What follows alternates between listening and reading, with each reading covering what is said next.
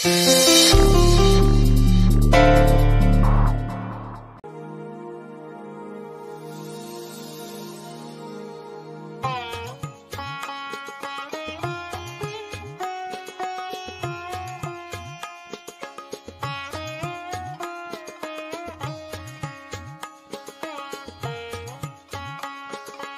का सुनबाई, आता आपल्या सौभाग्याचं उखाण्यात नाव घ्यायचं आणि उजव्या पायानं माप ओलांडून आत यायचं. संपून अंधाराची रात्र, उगवली भाग्याची सकाळ, ज्यांच्यासोबत करायचं संसार, नाव त्यांचं बाळ. अगं बाई, बाळ काय बाळ? तुला कोणी सांगितलं नाही का त्याचं खरं नाव बळवंत आहे, बाळ नाही. ही बाळ म्हणतेस कशी? हो हो, हरकत नाही भामा, तू बळवंत असं गुंफून घे. संपून अंधाराची रात्र, उगवली भाग्याची सकाळ, ज्यांच्यासोबत करायचा संसार, नाव त्यांचे बळवंत. नाही जुळलं. सुनबाई, बळवंतराव असं घेऊन बघ, झोप आहे का बघ. संपून अंधाराची रात्र, उगवली भाग्याची सकाळ, ज्यांच्यासोबत करायचा संसार, नाव त्यांचे बळवंतराव. आता कसं? वा या आता. पण यांनी नाही घ्यायचं नाव. अगं बाई, मी कशाबद्दल? इतकी पुस्तकं वाचता, घ्या की मग. काय म्हणाली? नाही नाही, काय नाही. ह्यांचं वाचन किती आहे ना, म्हणून कौतुक केलं. हो का? माहेराहून काकूनी काही रीतभात शिकवली नाही वाटतं. बाळाने पण घ्यायला हवं. ओके नाही सुनबाई? पण बघू ना बाळाला जमतंय का. हो पण नाना, घे की एखादं नाव. अरे घे रे, दाखव जरा शीघ्र कवित्व. कमी सुचव तुला. थांबा, ऐकाच. यथा चंद्रः अंतरिक्षे वसति स्मितं क्रीडति च अस्मिन् गृहे स्थास्यसि इति सत्यभामाः प्रतिज्ञा करोमि. म्हणजे यात माझं नाव कुठे आलं? सांगतो सुनबाई. याचा अर्थ असा की जसा चंद्र अवकाशी हसत खेळत वास करतो, तशीच तू या घरी राहशील असा शब्द मी सत्यभामास देतो. वा, फार छान. या आता दोघात.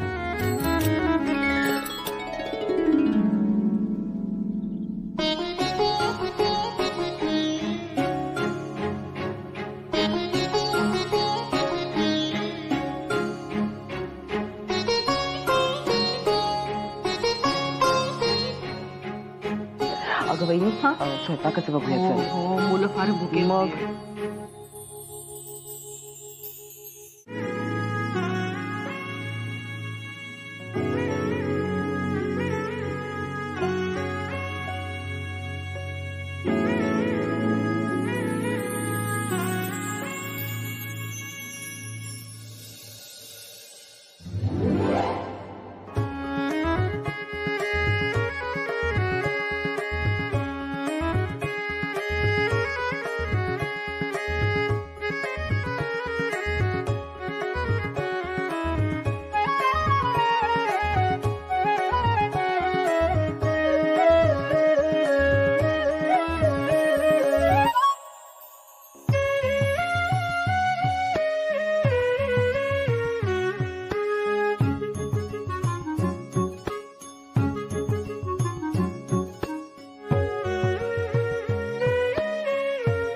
सुनबाई, इथे एकटीच काय करतेस? आणि ह्याचाही तुला गुण लागला वाटतं. हे मी आपलं बघितलं. यात काय गुंतून पडण्यासारखं? हो ना, म्हणजे आपलं लग्न झालंय, आपली बायको घरी आलीये, तर तिला आपलं घर दाखवायचं सोडून स्वतःच कुठेतरी निघून जायचं म्हणजे? अरे ही काय वागण्याची पद्धत झाली का? नाहीतर काय, बघा ना. चुकलंच माझं. मला कुठं जायचं ते कळलंच नाही. असू दे असू दे. चल मी तुला आपलं घर दाखवतो, ज्या घराचा आता तुला सांभाळ करायचा आहे. बाळचा जन्म रत्नागिरीचा. तिथून मी जिथे जिथे गेलो तिथे तिथे तो पण आला. चिखलगाव हे आमच्या खोतीचं गाव. अखेरीस आम्ही या पुण्यनगरीत येऊन स्थायिक झालो. हे बघ, डावीकडे देवघर आहे, उजवीकडे माझघर, त्याच्या पलीकडे स्वयंपाकघर, आणि ही शेवटची खोली ही काका काकूंची आहे. वरती माडीवर सुद्धा अनेक खोल्या आहेत. तुला दाखवतो, ये. तुला बहुतेक हे जड झालेलं दिसतंय, मी घेऊ का? पुस्तकाचं कसलं ओझं? याहून जड पाण्यानं भरलेला कळशा उचलल्यात मी. मी हे आत ठेवून येते. ये ये. सासूबाई बोलवलं? अगं बाई, आलीस का? बरं झालं. अहो, तुमच्या लक्षात आलं का? काय ते? काल तुम्ही 3 हाका मारलेल्या, आज मी 2च हाकांमध्ये आले. वा, काय प्रगती केली ती एक दिवसात. हो ना? काय मी रे? अगं नाही, हेनकाळेच नाही हेनकारणार. जमेल तुला? हो, माझ्या काकूंनी सगळं शिकवलंय मला.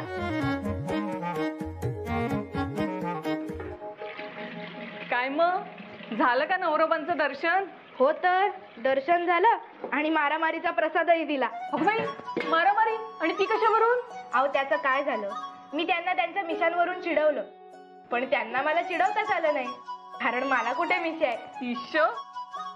पण सासूबाई, मला एक नाही समजलं, म्हणजे मी नक्की यांना काय म्हणू? इकडची स्वारी हे की पगडी? हा प्रश्न तू बाळालाच विचार, तोच देईल त्याचं काय उत्तर येते. मला जरा वेळ आणून दे. हो.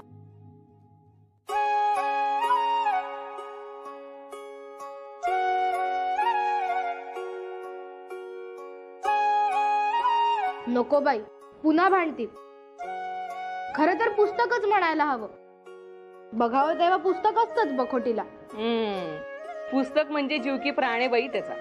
एक वेळ त्याला 2 वेळचं जेवायला नाही दिलं ना तरी चालेल, पण पुस्तक नसेल सोबत तर अगदी कासावीस होतो बाळ. माझं बाई नेमकं उलट आहे. मला जेवायला नाही दिलं ना की मग माझा जीव कासावीस होतो. भूक लागलीये का? नाही नाही. पण सासूबाई, एवढी पुस्तकं वाचायला कंटाळा कसा नाही येत? अगं, त्याची परीक्षा आहे मॅट्रिकची, अभ्यास तर करावाच लागेल ना.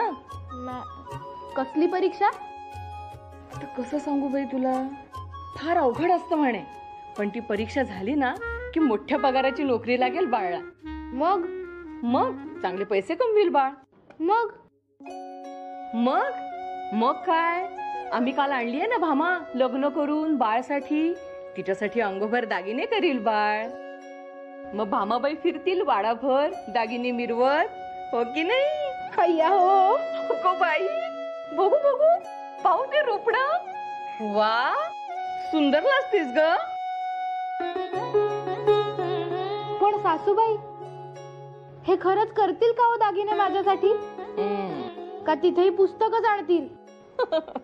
आणि अजून एक, म्हणजे रागवू नका पण सांगते, मला यांचा स्वभाव बघून नाही वाटत हे नोकरी करू शकतील. कोणी काही बोललो की लगेच अंगावर धावून जातात.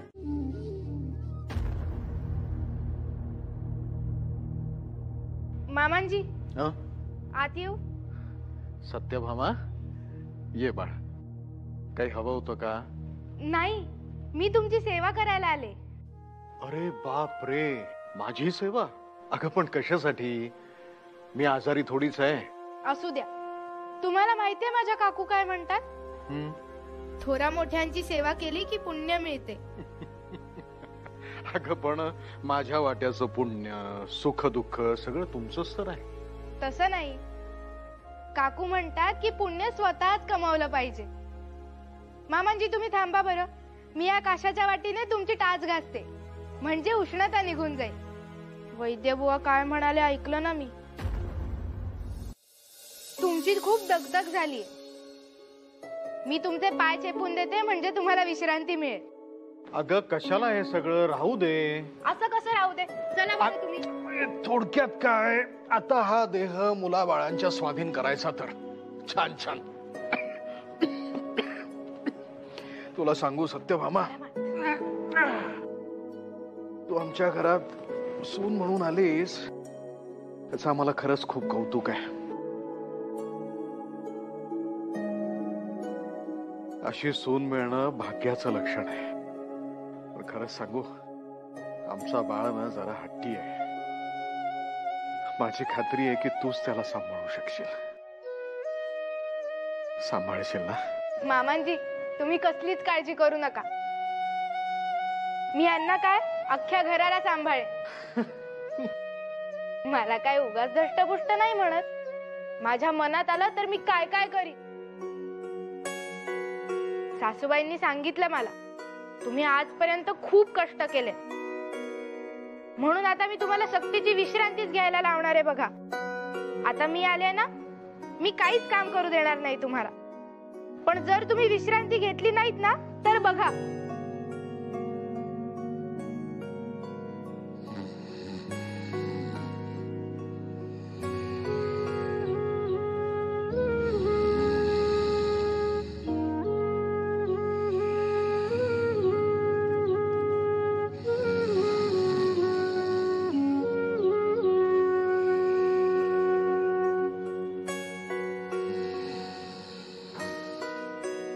भीमरूपी महारुद्रा वज्र हनुमान मारुती वनारी अंजनी सुता राम. दादा, अरे मला सांगायचेस ना, मी आलो नसतो. बैस बैस. अरे नाही नाही, असू दे. काय बसून बसून अंमळ कसंच होत होतं. म्हटलं घरात चक्कर मारून येऊया. हा जरा कोट घालून बघ बरं. अरे अरे घाल तर. अरे बघ. मला काय अरे, घालून बघ. करायचं? मला सवय नाही याची दादा. अरे होईल त्याची सवय तुला. वा वा, छान दिसतोय. नाही, खांद्यालाही व्यवस्थित होतोय. अरे पण कोट एकदम रुबाबदार दिसतोयस तू. वा वा वा वा. दादा, कोट कशासाठी? काय आहे, एकेका वस्तू बरोबर जबाबदाऱ्या हस्तांतरित केल्या ना की मग मी निश्चिंत होईन. दादा, काय ना, गोपिकेने कधी बाळच्या आईची कमतरता भासू दिली नाही. आणि तू आता त्याचा वडील होण्यासाठी सक्षम आहे याची मला खात्री आहे. दादा असं का बोलतोय अचानक? काय ना की सूर्योदय झाला की कधीतरी त्याचा अस्त होणारच की रे. हा, आणि आता इथली सगळी जबाबदारी तुलाच घ्यायची आहे, नाही का? हा,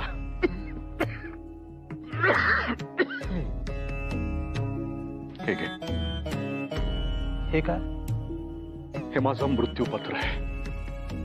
मी गेल्यानंतर तू बाळाला दे.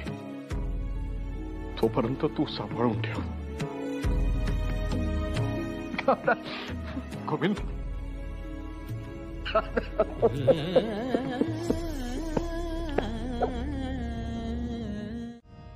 काय ना की सूर्योदय झाला की कधीतरी त्याचा अस्त होणारच की रे.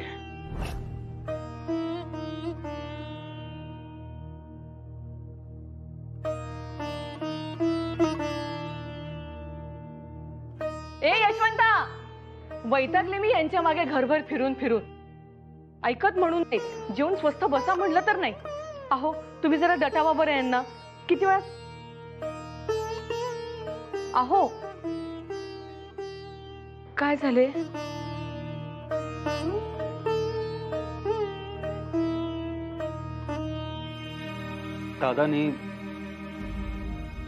दादानी त्याचा कोट दिलाय.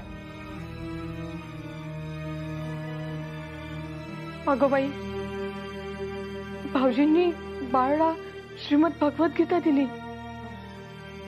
आणि तुम्हाला? ज्येष्ठांची वाहन पायी चढवणं सोपं, परंतु त्यांनी दाखवलेली वाट चालणं मात्र कठीण. दादाबद्दल वैद्यांनी स्पष्ट सांगितलं तेव्हा पायाखालची जमीनच सरकली माझ्या. असं वाटलं की कानावर जे पडते ते सत्य नसावंच.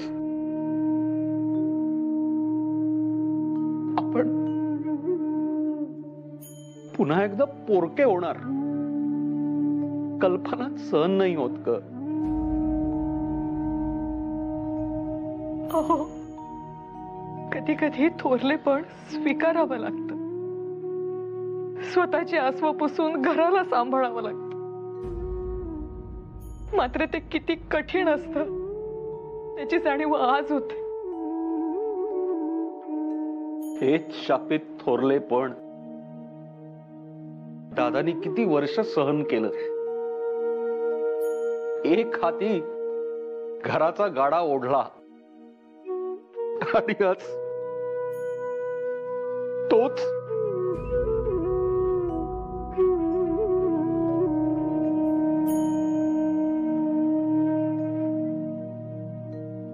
हातातून वाळू निसटून जावी तसा एक एक क्षण लुप्त होतोय. आणि आपण हातबल आहोत या भावनेनेच अधिक त्रास होतो.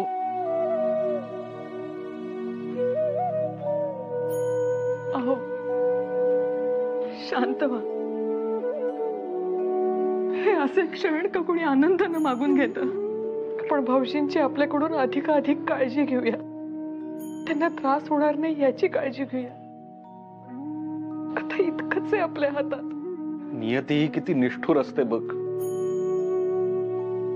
आनंदाचे क्षण न मागता आपल्या झोळीत टाकते आणि न सांगता हिरावूनही घेते. वहिनी गेली त्यावेळेस या घराचं आई पण तुला न मागता स्वीकारावं लागलं. आणि आता वडीलपणाची जबाबदारी मला स्वीकारावी लागणार.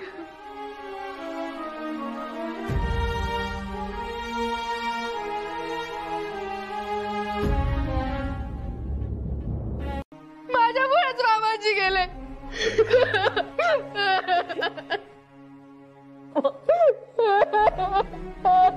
शांत हो.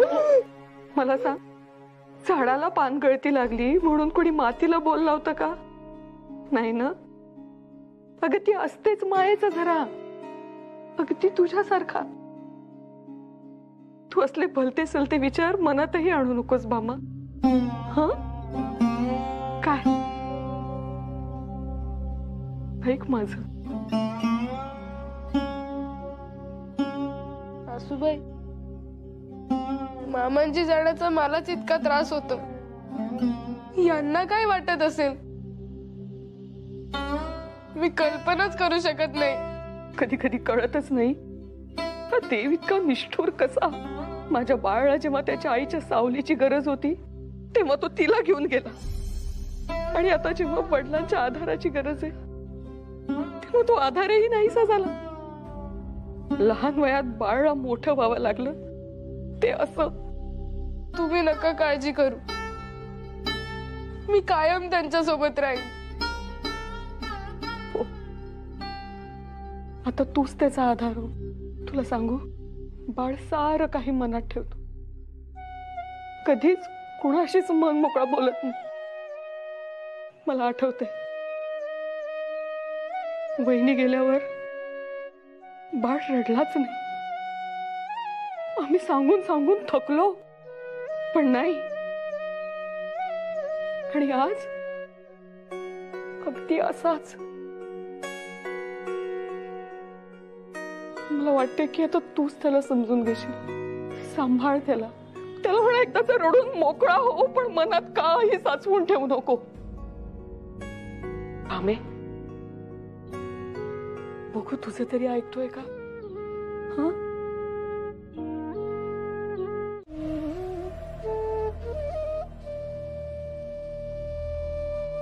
अरे झोपायचे असेल तर नीट पलंगावर तरी झोप. काका, बाळ, दादाचे दिवस कार्य झाले. इतके सगळे नातलग येऊन गेले. कित्येकांनी दादाच्या गोडगोड आठवणी सांगितल्या. ह्या सगळ्यात कुठे होतास तू? घुम्यासारखा या खोलीत बसून असायचास. चंद्रोदयासारखा कधीतरी दर्शन द्यायचास. होतास कुठे तू? काका, अरे वडील गेलेत माझे. मला दुःख पण होऊ नये का? दुःख.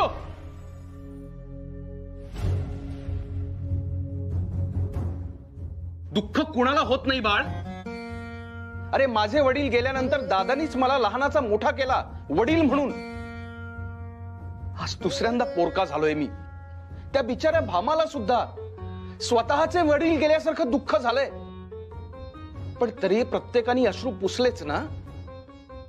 काळ कोणासाठी थांबत नाही बाळ. आपल्याला पुढे जावंच लागतं.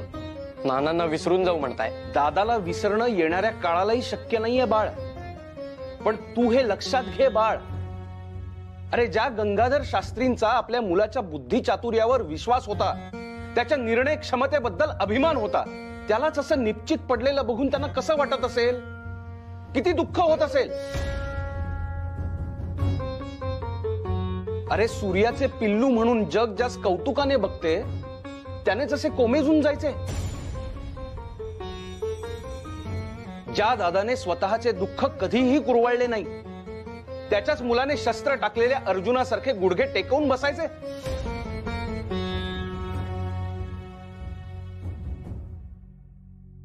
तुझ्या समोर केवळ दोनच पर्याय आहेत बाळ. त्वेषाने लढून जिंकायचं किंवा मुळूमुळू रडत बसायचं. आणि दुसरा पर्याय कुणालाही कधीही मान्य होणार नाही.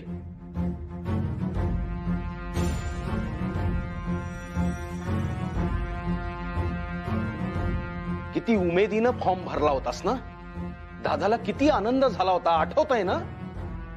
मग आता तोच चेहरा आठव आणि नव्या उमेदीनं अभ्यासाला सुरुवात कर. तुझ्याकडे परतीचा मार्ग नाहीये बाळ, लक्षात ठेव.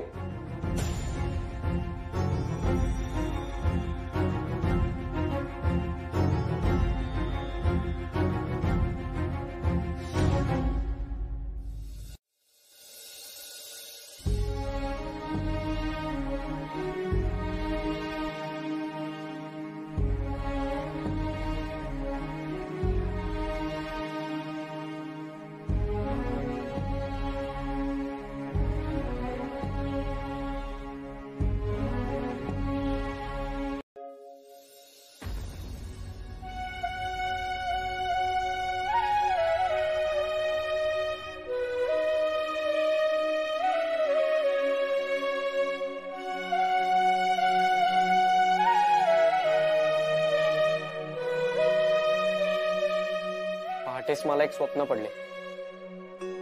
कोणीतरी माझ्या डोक्यावरून हात फिरवत होते. त्यात कौतुकाचा, अभिमानाचा, मायेचा स्पर्श होता. डोळे उघडून पाहिले तर आसपास कोणीच नव्हते. पण माझी खात्री आहे भामा, तो हात नानांचाच होता. ते असते तर त्यांना किती आनंद झाला असता. अहो मलाही.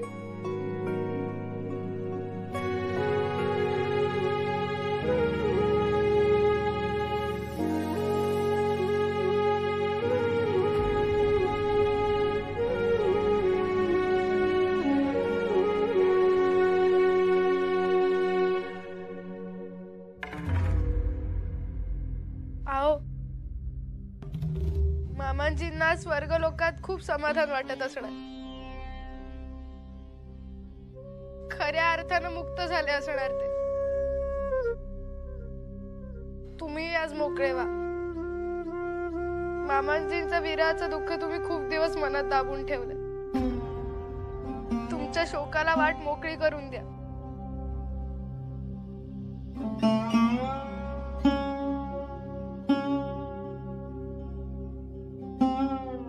हवं तर मी नाही बघणार तुमच्याकडे.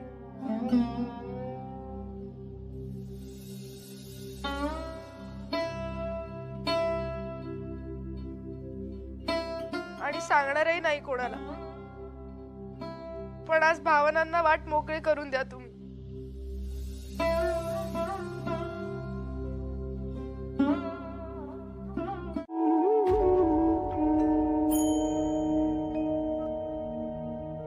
काका,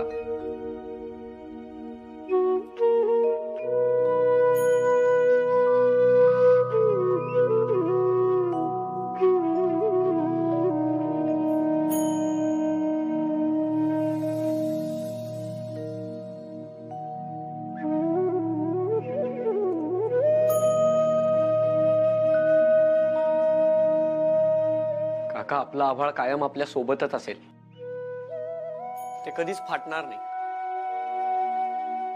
काय तो द्रष्टेपणा, किती सर्वांचा विचार. माझी कित्येक जन्मांची पुण्याई असावी की मला हे असे वडील बंधू लाभले. आज नव्याने अर्थ समजतोय नानांच्या प्रत्येक कृतीचा. किती विचारपूर्वक त्यांनी एक एक वस्तू आपल्या स्वाधीन केली असेल. एक जबाबदारी, एक वारसा आपल्या खांद्यावर ठेवलाय आणि म्हणून आपली जबाबदारी वाढलीये. त्यांनी ज्या विश्वासाने आपल्याला ही जबाबदारी सुपूर्त केली आहे ती तेवढ्याच यशस्वीपणे पूर्ण करणे हीच त्यांच्यासाठी खरी आदरांजली असेल.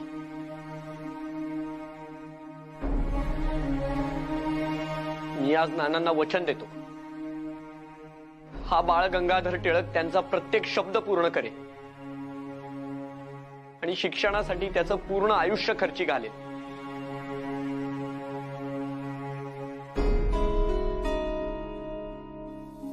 या आई जगदंबेच्या आशीर्वादाने तालीम आणि कवायत वर्ग सुरू केलाय. ते देखील लहुजी वस्ताद यांच्या मार्गदर्शनाखाली. असे तरुण तिथे घडवणार जे उद्याचे लढवय्ये म्हणून चमकते. त्यांच्या मनात या देशाबद्दल, स्वतःच्या मातीबद्दल जाज्वल्य अभिमान निर्माण होईल. या गोऱ्यांच्या विरोधात जायचं असेल ना, तर त्यांच्या भाषेतच त्यांना उत्तर द्यायला लागेल. शस्त्राला उत्तर सशस्त्र क्रांतीनेच.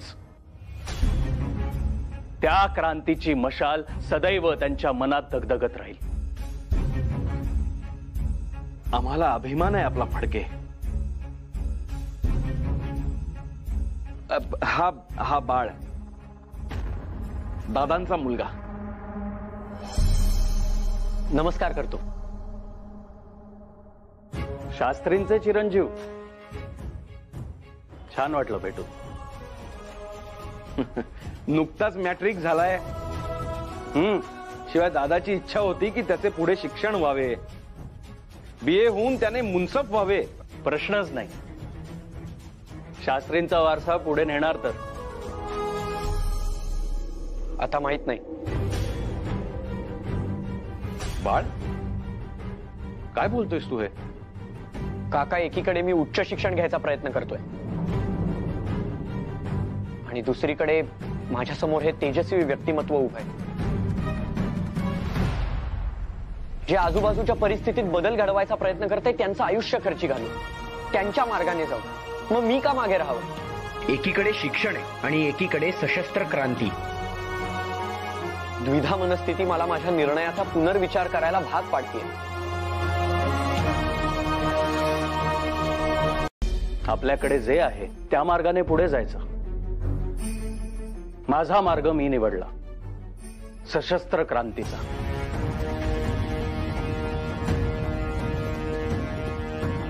पण तुझ्याकडे वारसा आहे शिक्षणाचा, तुझ्या बुद्धीचा. बाळ, क्रांती केवळ बंदुकीतल्या काडतुसानेच होते का? लेखनाच्या शाईमध्ये सुद्धा संपूर्ण सत्ता उलथवून टाकण्याचे सामर्थ्य असतेच की. आपला एक एक शब्द हे आपले एक एक काडतूस असायला हवे, जे समोरच्याच्या चिंधड्या उडवण्याचे सामर्थ्य बाळगते. शस्त्रांचे वार भरून निघतीलही, पण शब्दांचे वार आघात करतात ते मनावर. त्याचा परिणाम होतो तो विचारांवर.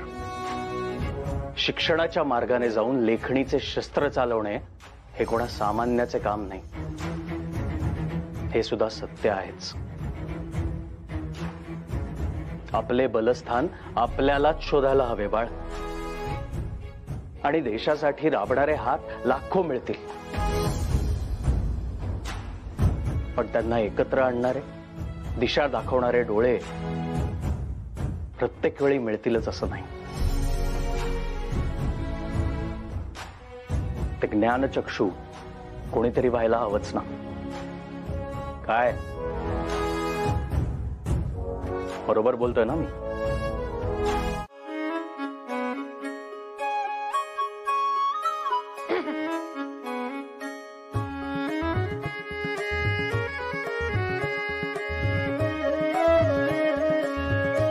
काय ग, हे काय नवीन खूळ? हिश्श. अहो साधी गोष्ट आहे. तुम्ही एवढी मोठी परीक्षा उत्तीर्ण झाला, आता तुम्ही अजून शिकणार, मग तुम्ही सरकारी नोकरी करणार, मग तुम्ही मोठे साहेब होणार. तुमचा जसा मान वाढेल तसं मला नको का वागायला? अरे बाप रे, म्हणजे असं चालून मान वाढतो हे मला माहिती असतं, मी तेच केलं असतं. तुमची गोष्ट वेगळी असते. आम्हा बायकांना असंच करावं लागतं. तुम्ही जसे मोठे व्हाल तसं मीही मोठी होईनच की. मग तुम्ही मला दागदागिने आणून द्याल, मी ते घालून मिरवेन, सगळे आवाजून बघत राहतील माझ्याकडे. तुझी ही इच्छा एवढ्यात पूर्ण होईल असे आत्ता तरी काही वाटत नाही. का? म्हणजे दागदागिने नका करू, पण नोकरीही नाही करणार? शिक्षण संपल्यावर तरी? अगं शिक्षण कसं संपेल, ते तर अखंड सुरू राहते. आज वासुदेव फडक्यांचे विचार ऐकून काही काळासाठी मला वाटले की माझ्या ज्ञानाचा खरंच उपयोग होईल का, परंतु आता मी ठरवलंय, माझ्या बुद्धिमत्तेची ठिणगी मशाल होऊन कायम धगधगत राहील. हाच प्रयत्न असेल माझा सदैव. अगं बाई, म्हणजे आता तुम्ही मशाली पेटवणार? नको हा, तुम्ही अजून शिकत राहा. खरं सांगू, अगदी मनापासून, म्हणजे मी तुमच्या वाचनाची थट्टा करत असते, परंतु जेव्हा तुम्ही अंधारात दिव्याच्या प्रकाशात वाचन करत असता ना, तेव्हा तुमच्या चेहऱ्यावर दिसणारे तेज फार प्रभावी असते. मला खूप आनंदी वाटतं. अगो बाई, मग याआधी मला कधी सांगितलं नाहीस? मग मी त्याच तेजात बुडून जाऊ का आता? अगं म्हणजे वाचनाला जाऊ का? हो हो, तुम्ही तुमचे शिक्षण सुरू ठेवा, मी माझे. तुझे शिक्षण? हो तर, आणि परीक्षा केवळ तुमची नाहीये, माझीही आहे. सासूबाई मला स्वयंपाक करायला शिकवताय. आज मी तुमच्या आवडीचे सगळे पदार्थ करणार आहे. हो का? खाऊन सांगाल ना, उत्तीर्ण झाले की अनुत्तीर्ण? नक्की सांगेल. बरं का बाळ, ध्यानात ठेव, बराच लांबचा प्रवास आहे, जरा जपूनच जा. हा, टंगळ मंगळ करू नकोस. ऊन चढायच्या आत तिथे पोहोच म्हणजे झालं. हो काका. बरं ऐक, कागदपत्र घेतलीस का सगळी सोबत? हो घेतली. आणि संगमाच्या पुलापर्यंत कसं जायचं आहे ना ध्यानात? नावेनं पलीकडे जावं लागेल, पैसे लागतील त्यासाठी. हे घे पैसे. अगं बाई, मी जाऊ का सोबत? हो काका, आहे माझ्या लक्षात. तसं नाही रे बाळ, पण वाटेमध्ये चोर लुटारू पुष्कळ असतात म्हणे. तू जरा सावकाशीनच जाशील. हा हो काकू. बरं ऐक, प्रवेश घेताना काय करशील? अगं बाई, हा डबा ठेव सोबत बाळ, भूक लागली मध्येच तर काय करशील? आणि अगं नको काकू. अगं तू काय भूक भूक करतेस? मी काहीतरी महत्वाचं बोलतोय ना त्याच्याशी. अहो त्याला भूक लागली तर? काका काकू, अहो एवढी कशाला चिंता करताय? मी काय कुठे वारीला चाललोय का? साधी प्रवेश प्रक्रिया आहे, ती पूर्ण करून मी लगेच येतोच आहे घरी. मी भामाला म्हणलो देखील, दुपारच्या जेवणाला घरी हजर राहतो. बरं बरं, ठीक आहे ठीक आहे, आम्हास आपली काळजी म्हणून बोलतोय. बरं तू आता निघ, विना विलंब निघ, उशीर नको करूस. हो, नमस्कार करतो. हा, यशस्वी भव. बरं का बाळ, आज जेवायला घरी येणार आहेस हे लक्षात राहू दे म्हटलं. नाही, कुणीतरी आज आपली घरी वाट पाहतंय हे लक्षात असू द्यावं.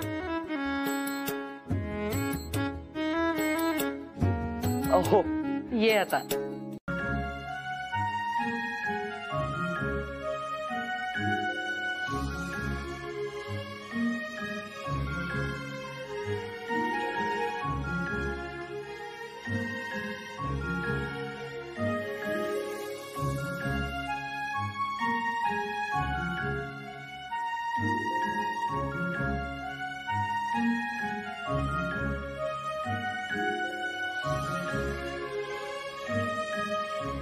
अरे काय रे, इतकी सारी पुस्तके एकदम खाणारेस की काय?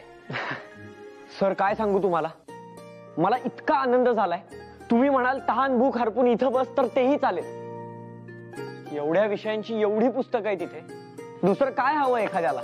छान, पाहूया. आता किती पुस्तकं वाचून संपवतेस ते?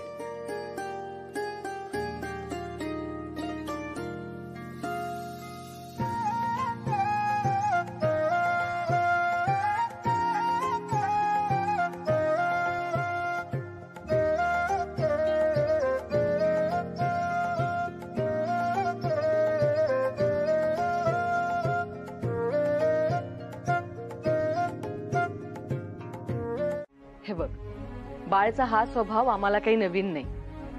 दुसऱ्याचा जीव टांगणीला लावतोस तो नेहमी. तू काळजी करू नकोस, येईल तो. पण कधी सासूबाई? भामे, काकू, आलो बरं मी. आला का? अरे बाळ, तुला काही काळ वेळाचं भान? आम्ही सगळे किती काळजीत पडलो होतो माहितीये तुला? हो पण मी काय सांगतोय ऐका तर. आज काय झालं? तू काही सांगू नकोस. बिचारी भामा आज जेवली देखील नाहीये दिवसभर. तुला आहे काही काळजी तिची? शेंगदाणे खाल्ले तिने, मीच दिले. फार नाही, थोडेसेच खाल्लेत. आणि त्याने भूक नाही भागली माझी. मी म्हणाले होते अर्धवट काही खाऊ नकोस, जेवून घे. पण माझं ऐकून तरी घ्या. काही सांगू नकोस.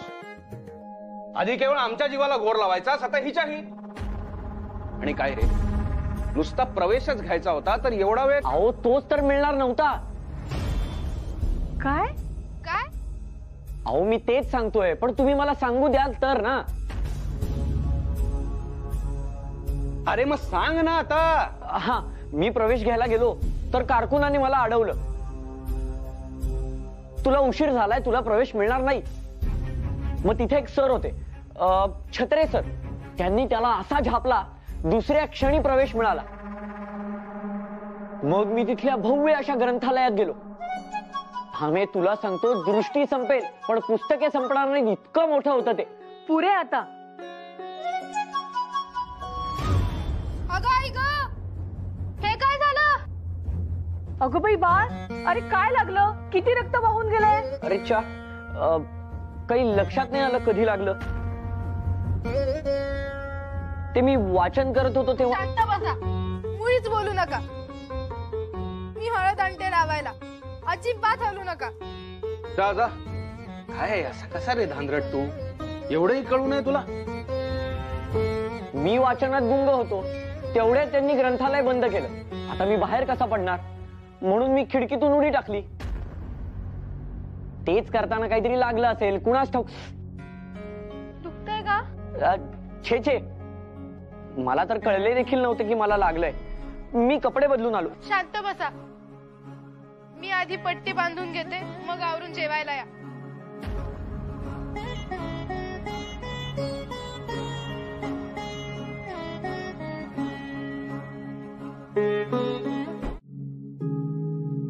भामा, यात थोडा चिरलेला गुळ आहे. आज गव्हाच्या पोळ्या केल्यात ना, बाळला गुळतूप पोळी प्रचंड आवडते. यांना भूक लागली असेल, मी जेवायला वाढते. पण सासूबाई, मला एक कळत नाही, एवढा काय होतो नादे पुस्तकांचा की दिवस रात्र कळू नये, तहान भूक हरपून जावी, पायाला लागलं तेही कळलं नाही. भामे, आहे बाई तुझा नवरोबा असा. ते काही असू दे, मी तरच बोलणारच नव्हते त्यांच्याशी. अगो बाई, असं करून कसं चालेल? शेवटी संसार आहे हा. आणि हे पहा, सुखाचा संसार करायचा असेल ना, तर न बोलून चालत नाही बरं. वेळ काळ पाहून आपल्या मनात काय आहे हे हळूच समोरच्या पर्यंत पोहोचवावं लागतं. तू शिकशील हळूहळू. पण काय ग भामे, हा बाळ अजून खोलीच्या बाहेरच नाही आला. जरा पाहून ये बरं. ते दे, ते मी करते.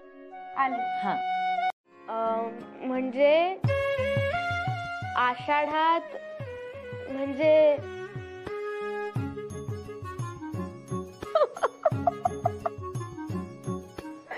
दिसते हो, दिसते.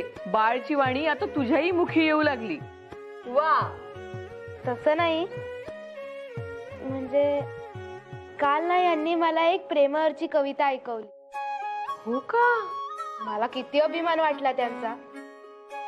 किती ते ज्ञान म्हणायचे. त्या तुलनेत मी तर म्हणजे अगदीच सामान्य. ए वेडाबाई, असं काही नसतं. हा, मला सांग, जर का अमावस्याच नसेल तर पौर्णिमेला काही महत्व असते का? हे तसंच आहे. आता बाळचा नवीन संसार तू किती छान जबाबदारीनं पेलवतीयस. यात बाळ देखील तुझा हात धरू शकणार नाही.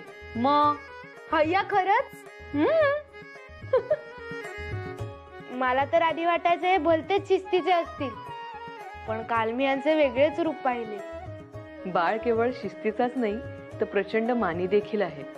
स्वतःची चूक असेल ना तर तो ते स्वतःहून मान्य करेल आणि हसत मुखाने त्याची शिक्षा देखील भोगेल. पण त्याची चूक नसेल तर तो शिक्षा भोगणार नाही म्हणजे नाही. एकदा त्याच्या वर्गात काय झालं होतं ते सांगते. त्या दिवशी वर्गात मधल्या सुट्टीत बाळ वाचन करीत बसला होता आणि वर्गातील इतर मुले शेंगा खात होती.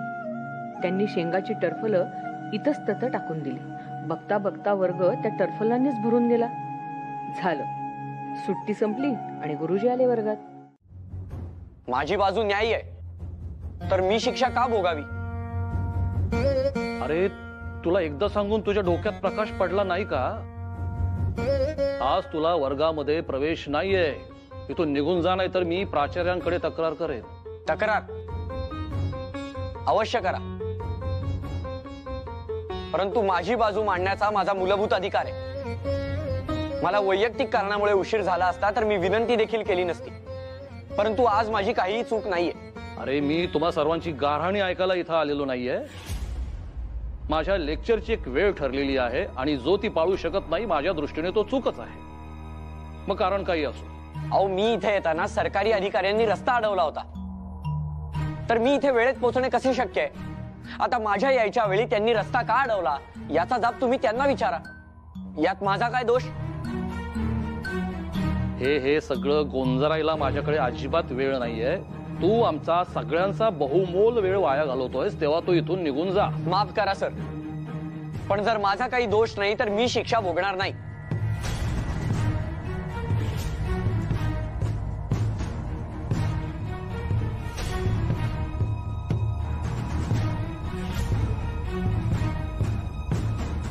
ते 10 गुण कमी करू तेच कळत नाहीये मला.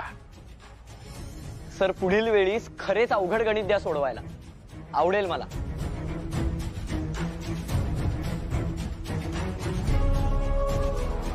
हे घे, माझ्याकडून तुला बक्षीस. बघूया अशी किती बक्षिसे मिळवतोस ते. कर्वे, काहीतरी शिका.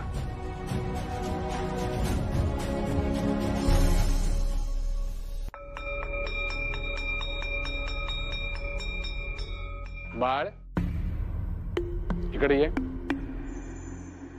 हा सर. तुझ्यात आणि ते जिनेसीवाले यांच्यात कशावरून वादंग झाला होता? मी बाहेरून बघत होतो सगळं. सर, माझी काहीच चूक नव्हती. मी तर त्यांना फक्त एवढंच सांगायचा प्रयत्न करत होतो की मी विचारलंच नाहीये. शब्दास प्रतिशब्द जोडून वाद निर्माण करण्याची तुझी खोड एक दिवस तुझ्याच अंगाशी येणार हे मात्र नक्की. सर, तुम्ही माझे ऐकून तरी घ्या.